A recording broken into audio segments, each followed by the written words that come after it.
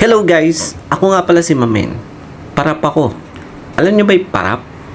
Pangit na mahirap. Nag-iisip nga ako kung paano ko yayaman. Kasi ang tagal-tagal. Kaya naisip ko, magkakape na nga lang ako. At tumayo na nga ako dyan at kinuha ko yung mahiwagang tasa at yung mahiwagang teaspoon.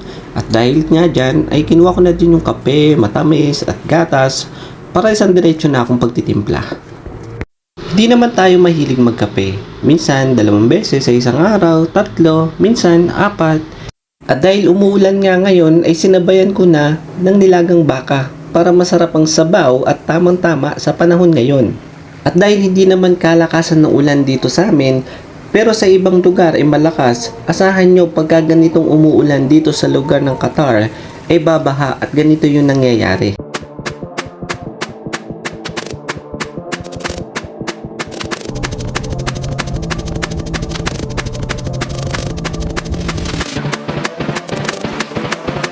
At sa mga kapwa ko nga Pilipino na OFW o nasa ibang bansa, ingat kayo lagi at good luck sa inyong journey.